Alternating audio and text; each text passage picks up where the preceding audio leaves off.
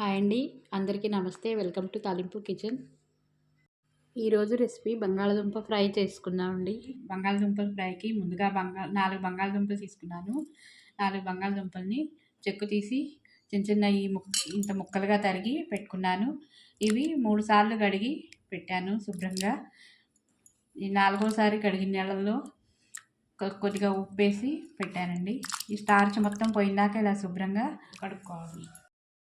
ముందుగా స్టవ్ వెలిగించి బాండీ పెట్టుకొని వేడయ్యాక టేబుల్ స్పూన్ సుమారు ఆయిల్ వేసి ఆవాలు, జీలకర్ర వేసి వేయించుకోవాలండి.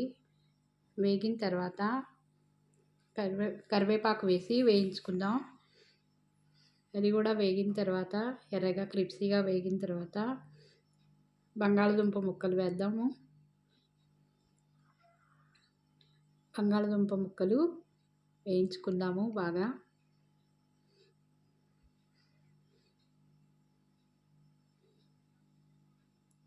అవి కలుపుతూ మొత్తం ఈవెన్గా కలుపుతూ వేయించాలండి. బాగా కలర్ మారిందాక వేయిస్తూ ఉండాలి. ఇది సాంబార్లోకి వాటిలోకి బాగుంటుందండి ఈ ఫ్రై. ఇప్పుడు కొద్దిగా చిటికెడు పంచదార వేసాను. ఇది కలర్ మారటానికి, కలర్ రావడానికి ప్లస్ తొందరగా ఫ్రై అవటానికి పంచదార యూజ్ అవుతుంది. ఇంగు వేసాను. కలుపుతూ ఉండాలండి వేగిందాక. అసలు ఎక్కడ ఆగకుండా తిప్పుతూ ఉండాలండి, మాడుతుంది లేకపోతే. ఇప్పుడు సరిపడా ఉప్పు వేసా.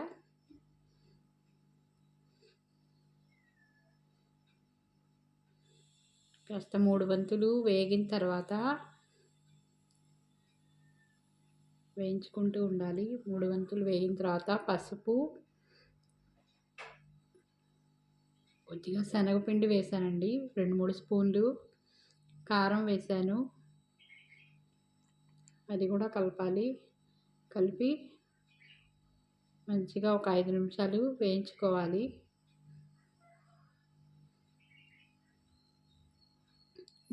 బాగా ఎర్రగా వచ్చిందాకా వేయించుకోవాలండి. అంతేనండి, బంగాళదుంపల ఫ్రై రెడీ అండి.